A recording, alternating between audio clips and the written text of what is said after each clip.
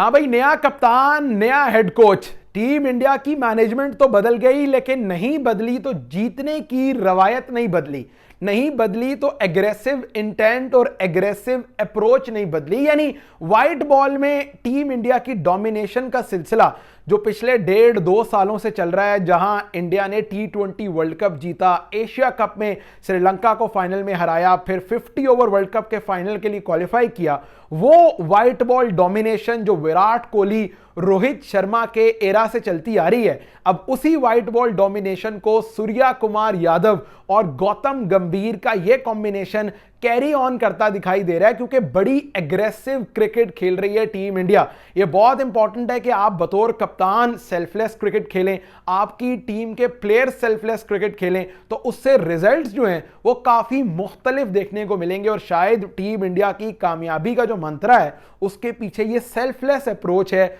सूर्या कुमार यादव की, और बड़ी शार्प कैप्टनसी है कप्तान की। यानी आप उनकी फील्ड प्लेसिंग देखें, उनके बॉलर्स को शफल करना देखें, ड्राई विकेट पे कब कब स्पिनर से गेंदें करवानी है, ये बड़े इंपॉर्टेंट फैक्टर हैं जिनकी वजह से सूर्या कुमार यादव ने अपनी पहली सीरीज जीती है एज अ कैप्टन।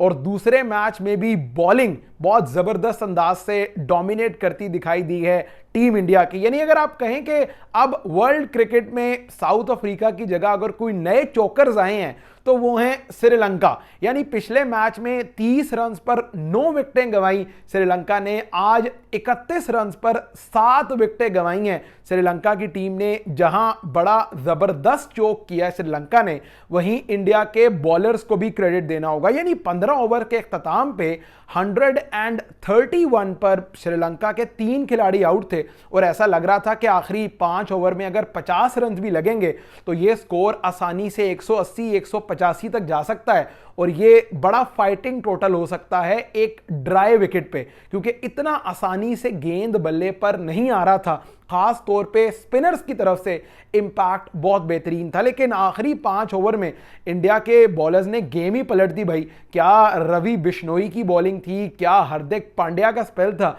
और क्या वो अक्षर पटेल की गेंदें थी। यानी प्रॉपर डोमिनेशन दिखाई दी है टीम इंडिया की। एक तो ये यूज्ड विकेट पे मैच था, और ऑब्वियसली बहुत ज्यादा ड्राई सरफेस था, गेंद बल्ले पे इतनी आसानी से आ नहीं रही थी। और स्पिनर्स की डोमिनेशन का या स्पिनर्स की बर्तरी का अंदाजा ये लगाएं कि इंडिया ने हार्दिक पांड्या से पहले इस्तेमाल किया रियान पराग को। यानी पराग से 4 ओवर पूरे करवाने का मतलब यह है कि भाई इंडिया को एक ऑफ स्पिनर मिल गया है, एक बैटिंग ऑलराउंडर मिल गया है, जो जरूरत पड़ने पर आपको 4 ओवर भी करके दे सकता है, जो बैटिंग में हैंडी रन्स भी करके दे सकता है। तो शायद टीम इंडिया के लिए फ्यूचर प्रोस्पेक्ट हैं भाई रियान पराग अपनी परफॉर्मेंस की वजह से। But all in all 160-62 run पे रोका इंडिया ने श्रीलंका को, और ये टारगेट एक फुल मैच में भी यकीनी तौर पर मुश्किल नहीं होना था। बड़ी बैटिंग स्ट्रेंथ है इंडिया की, लेकिन रेन अफेक्टेड मैच था, अचानक से बारिश आई और तेज बारिश आई, जिसकी वजह से इंडिया को 8 ओवर में 72 करने थे।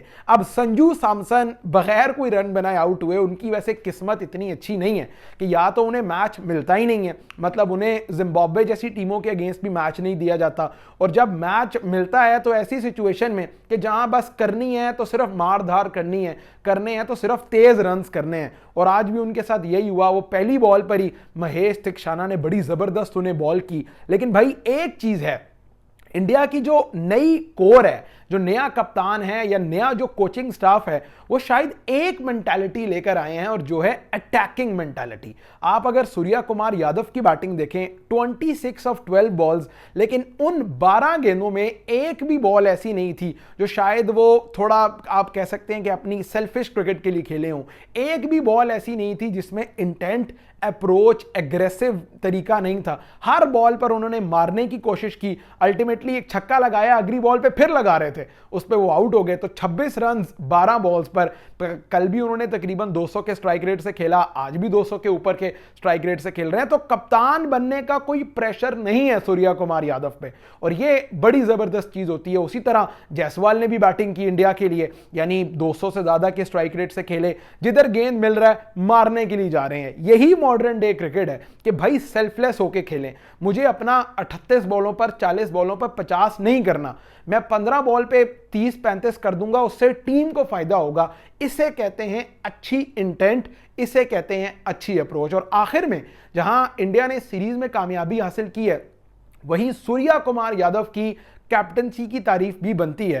बैटिंग में तो वो सेल्फलेस हमेशा से ही थे, लेकिन कैप्टनसी में अगर आप उनके डिसीजन देखें, कल भी उन्होंने 15वें ओवर के बाद रवि बिश्नोई को भी इस्तेमाल किया, अक्षर पटेल को भी और रियान पराग को भी, और उसका रिजल्ट उनकी फेवर में गया। आज भी उन्होंने 15वें ओवर के बाद रवि बिश्नोई को इस्तेमाल किया, एक ओवर में उन्होंने 2 विकेटें ले दी। हार्दिक पांड्या को इस्तेमाल किया, उन्होंने एक ओवर में 2 खिलाड़ी आउट कर दिए। तो कहीं ना कहीं लग रहा है कि India have found the like for like replacement for Rohit Sharma, कि सेल्फलेस बैटिंग भी करते हैं, कैप्टनसी में अच्छे फैसले भी लेते हैं, अपने प्लेयर्स को लड़वाते भी हैं और प्लेयर्स से बेहतर आउटकम भी निकलवाते हैं। But all in all India ने दूसरे T20 मैच में हरा दिया। एक रेन इफेक्टेड गेम थी, लेकिन उस रेन इफेक्टेड गेम में भी बड़ी जबरदस्त बैटिंग परफॉर्मेंस थी इंडिया की तरफ से। सूर्या कुमार यादव, यशस्वी जायसवाल और रही सही कसर नीचे से आके हार्दिक पांड्या के तेज 20-25 रन जो थे वो इंडिया के लिए जो है वो काम कर गए हैं। बट ये पहली सीरीज थी गौतम गंभीर की, और ऑब्वियसली पहली सीरीज जीतना